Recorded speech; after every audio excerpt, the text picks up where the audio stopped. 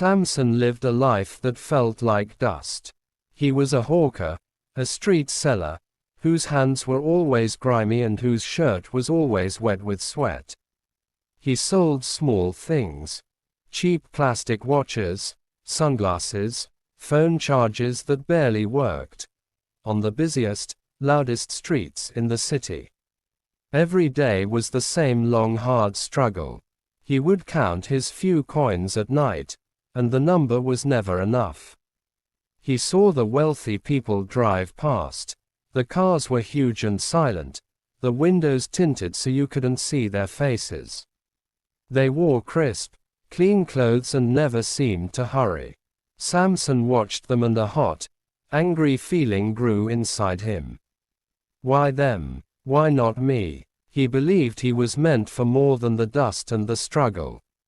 This desire, this burning selfish need for quick huge wealth, became the only thing he thought about. It was this dangerous hunger that led him to Barber Zaki. Barber Zaki was a witch doctor known only through fearful whispers. People said his powers were real, but the price was terrible. The path to his hut was far away, outside the city limits, down a winding road full of dry, thorny bushes. When Samson finally found the hut, it was dark and smelled of burnt herbs and earth. Barber Zaki was an old man, wrapped in thick, dirty robes. His eyes, however, were bright and sharp, staring right into Samson's soul. "You have come for the screaming gold," Barber Zaki said, his voice like gravel scraping against rock. He hadn't waited for Samson to speak. "The money that brings noise, not peace. I can give it to you. But the price is not a life. The price is harder. It is your comfort, your quiet mind, and your total, silent obedience." Samson felt a chilling fear, but the image of the luxury cars was stronger. He dropped to his knees and promised the witch doctor everything. He swore he would obey every single rule. "Good," Barber Zaki hissed, showing a set of yellowed teeth. "Then we begin the first test. It is a test of will, a test against the darkness that lives inside you." The first test was horrifyingly simple. Samson had to spend one entire night alone in the city's oldest cemetery. He had to go when the sun was completely gone and not leave until the first light of dawn. Samson walked to the cemetery, feeling like a condemned man. The cemetery was vast, filled with broken stones and twisting, old trees. As night fell, the place became a cold, living terror. He found a spot between two enormous, cracked stone tombs. Lying on the cold, damp ground, Samson pulled his thin jacket tighter. The darkness was total. It was not just the absence of light. It was a heavy, pressing presence. Every breath he took seemed too loud. The sounds started slowly. A small scratching sound in the dirt, like claws digging. The wind in the trees sounded exactly like people whispering his name, calling him to come closer to the newest graves. He saw things, flickers of white movement at the edge of his vision, dark shapes that rose and fell behind the monuments. His body was stiff with fear. He couldn't scream, he couldn't run. He just lay there, shaking, focusing only on the thought of the money, the cars, the revenge on his miserable life. Hours passed like years. He felt something cold and hard brush against his leg, and he nearly fainted, but he didn't move.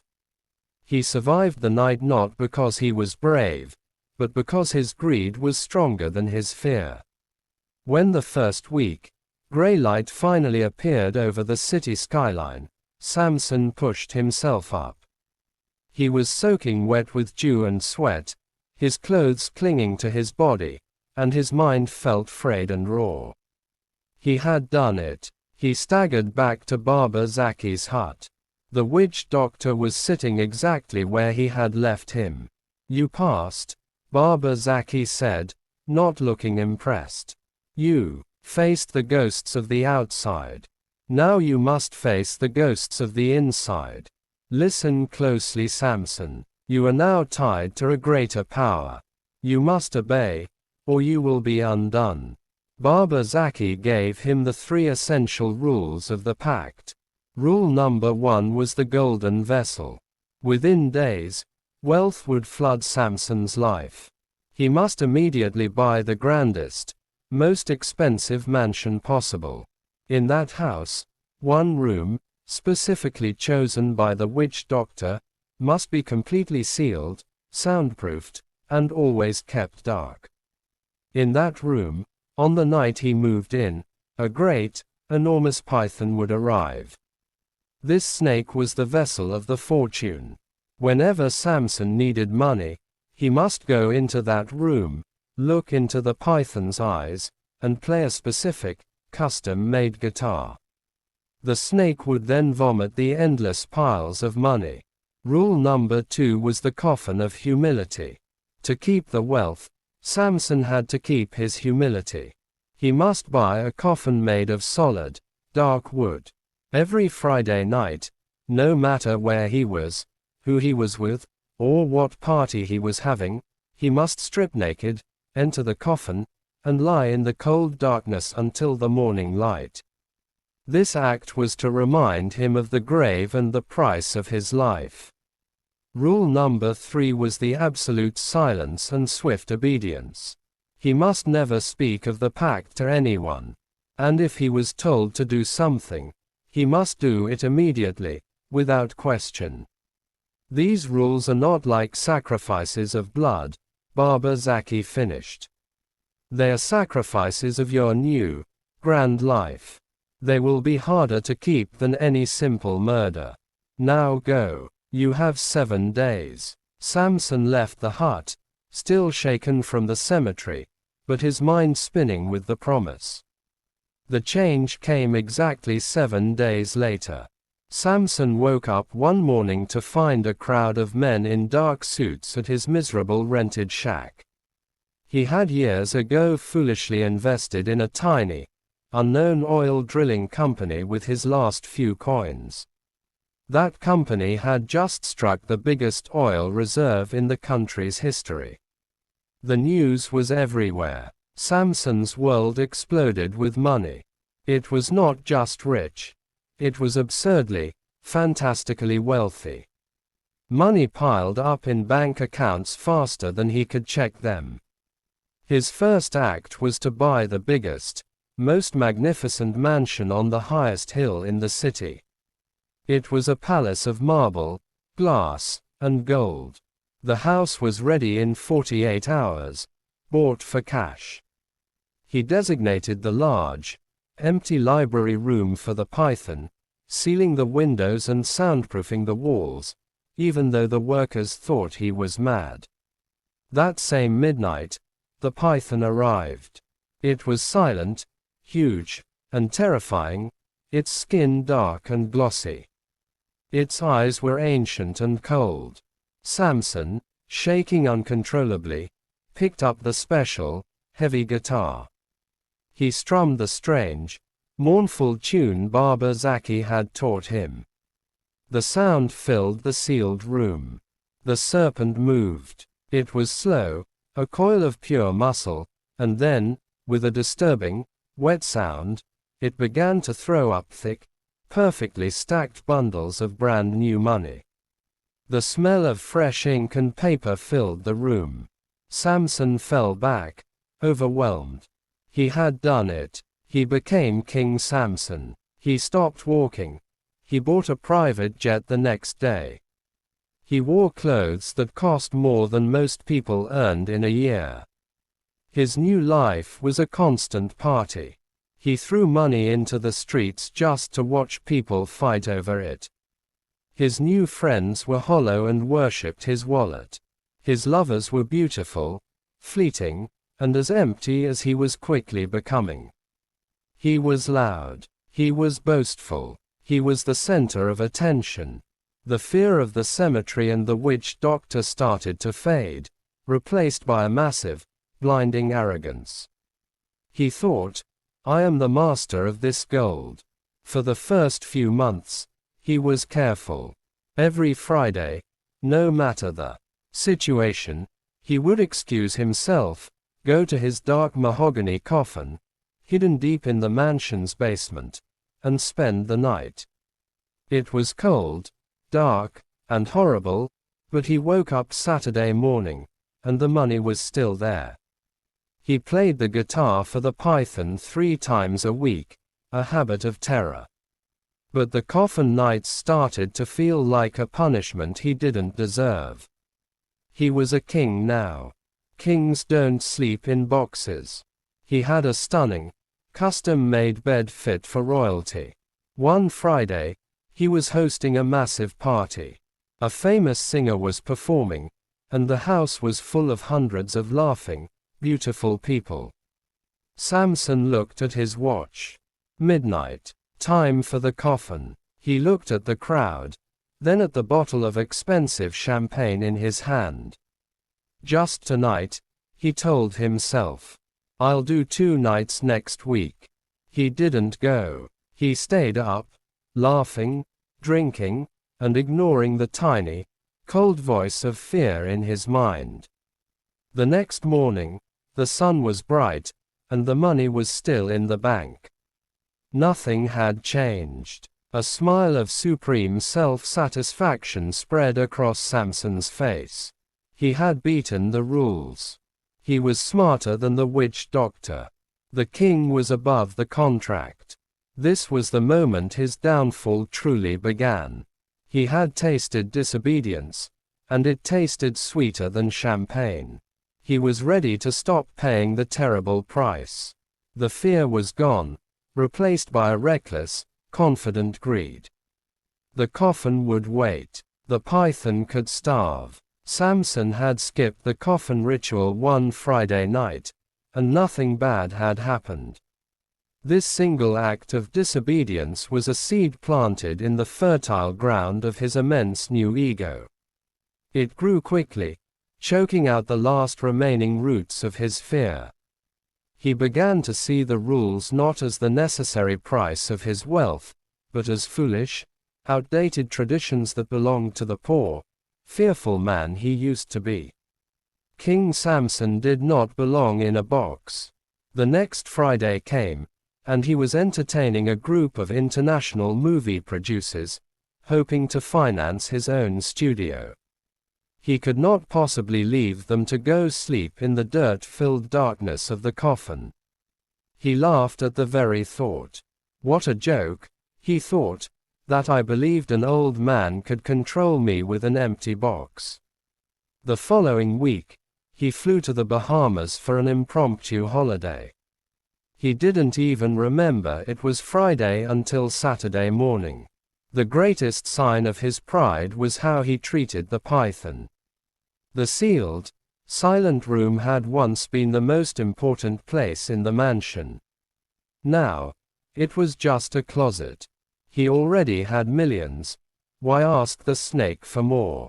The special guitar gathered a fine layer of dust on its velvet stand.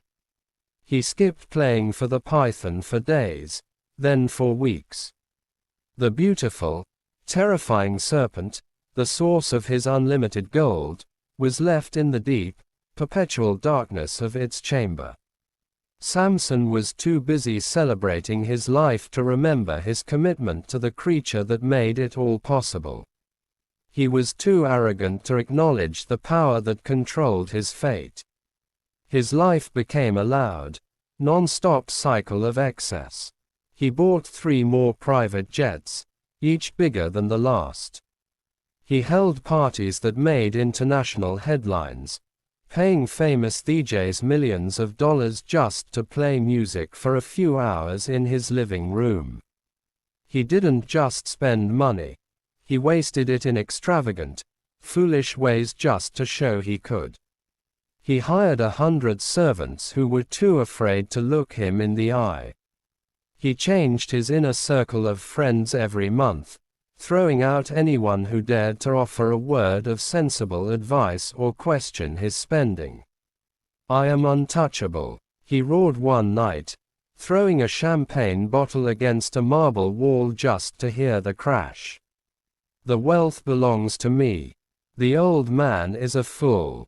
His contempt for the pact grew into a sickness. He started feeling a strange confidence that his immense wealth gave him the power to rewrite the rules of reality itself. One stormy evening, Samson was having a quiet, private dinner with 2 foreign guests in his grand dining hall. The huge room was quiet except for the clinking of silverware. The mansion was designed to withstand any weather, but suddenly, the lights flickered, and the air in the room dropped several degrees, becoming icy cold. The heavy, antique double doors at the end of the hall, doors that were always locked and secured, suddenly flew open with a tremendous crack, as if struck by a giant axe. Standing there, framed by the pouring rain and the sudden darkness, was Baba Zaki. He didn't look old or frail anymore. He looked like an ancient, dark force. His robes seemed to swirl and expand in the sudden cold draft. The 2 foreign guests screamed, dropping their forks, and immediately scrambled under the table. Samson was frozen in his seat. The cold fear he had felt in the cemetery came rushing back, suffocating him. "You have tasted the gold, Samson," Baba Zaki's voice thundered, echoing off the marble walls. The sound was not loud, but it felt like it was inside Samson's skull. "And you have become fat on pride." Samson tried to speak, but his throat was dry. "Baba, I sent gifts." "Silence," the witch doctor commanded. "The wealth demands 2 things, respect for the source, and a remembrance of death. The python is the source. The coffin is the grave. You have ignored both. You sleep in a soft bed and you let the vessel starve in the darkness." Baba Zaki slowly raised a long, bony finger, pointing directly at Samson's heart. "The pact is a single rope. It cannot be frayed in 3 places. If you break it, the wealth does not simply vanish. It is recalled, and the price is paid directly from the flesh and blood of the defaulter." He paused, his eyes glowing like hot coals. "You have one more chance, Samson. Go back to the box. Play the music. Prove your fear is stronger than your greed. If you fail to obey the rules one more time, everything you gained will be taken, and the empty space will be filled with a curse you will never escape." The witch doctor turned slowly and walked back into the stormy night. The doors slammed shut behind him with a deafening noise, and immediately, the lights came back on. The room was warm again. The 2 guests crawled out from under the table, terrified and stammering excuses. Samson simply waved his hand, dismissing them. He was shaking violently, his face pale. That night, Samson did exactly what he was told. He stumbled down to the hidden basement, opened the lid of the magnificent mahogany coffin, and forced himself to lie inside. He spent the entire night there, shivering, not just from the cold, but from pure, absolute terror. He remembered the feeling of being in the cemetery.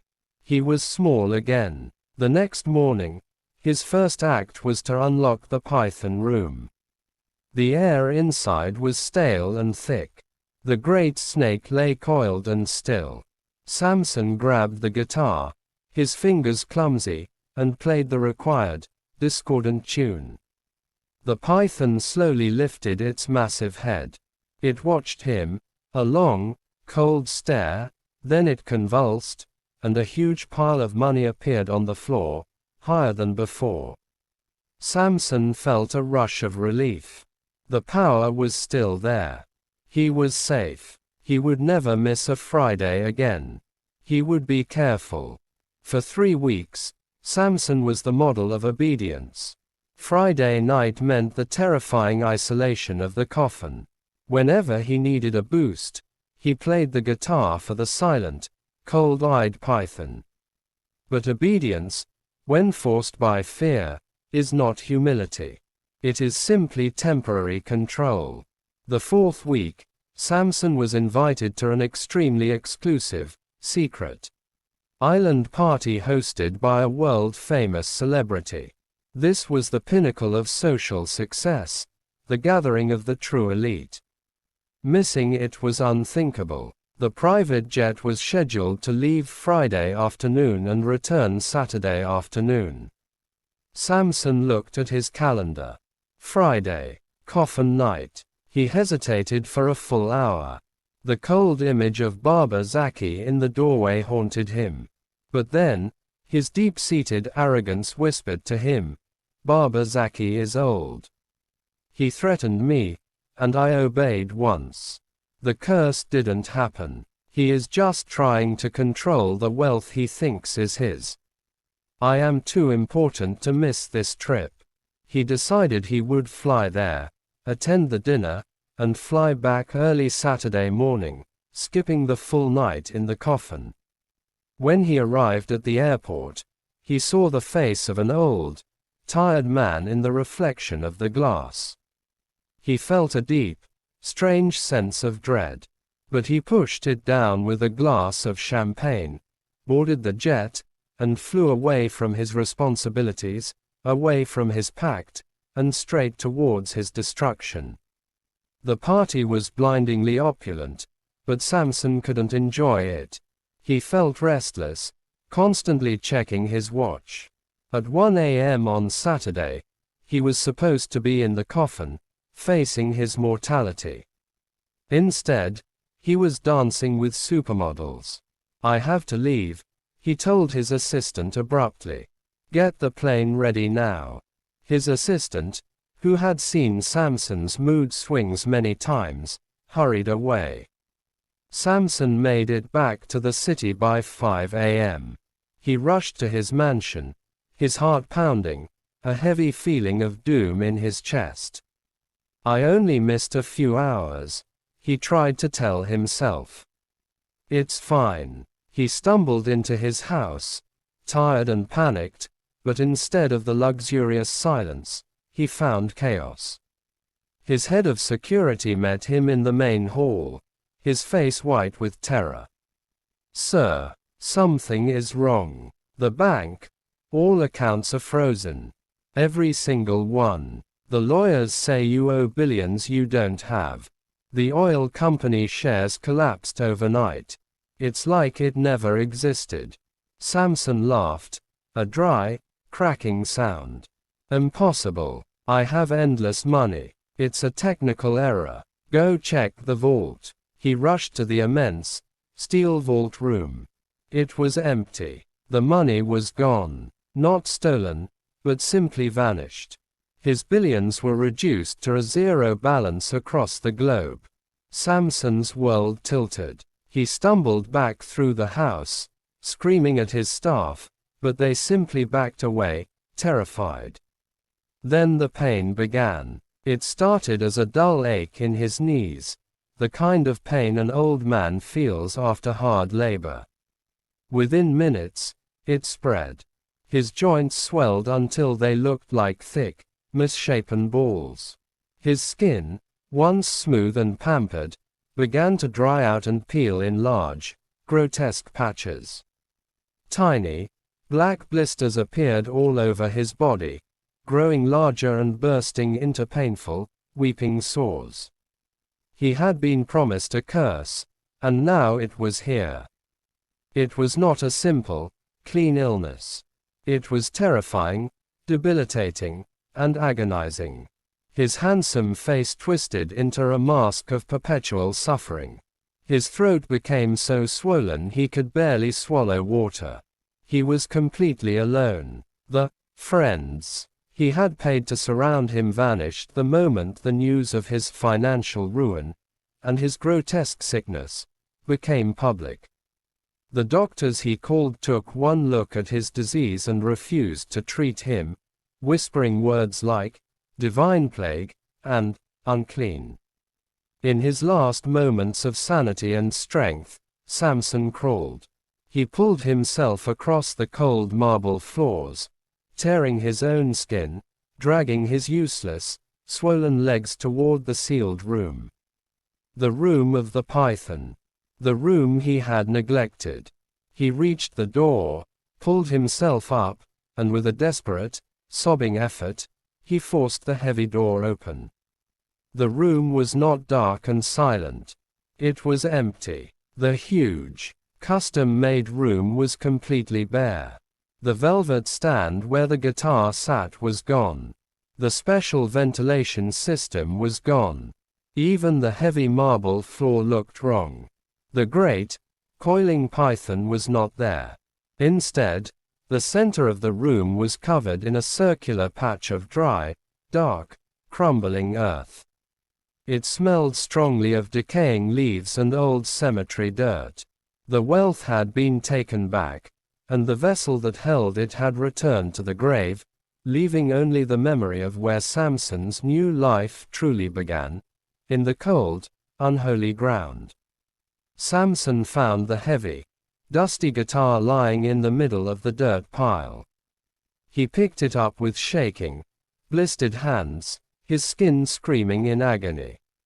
He tried to play the tune, but his fingers were too weak, his mind too broken.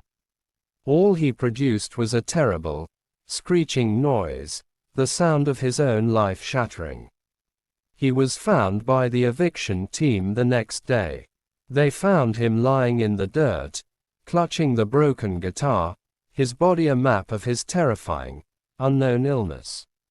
He was screaming silently, his wealth gone, his life ruined, and his body cursed. The tragic hawker who had craved wealth was now a terrifying, diseased pauper, cast out of the mansion he had so arrogantly built. His story became a legend in the city, a dark, fearful lesson whispered from person to person. It was the ultimate, terrifying warning, the path to instant, unearned riches, bought through dark pacts and disobedience, leads only to a total and devastating end, where the price you pay is always heavier than the gold you receive. Samson's tale proved that some debts are paid not with money, but with suffering, solitude, and a terrifying, agonizing curse.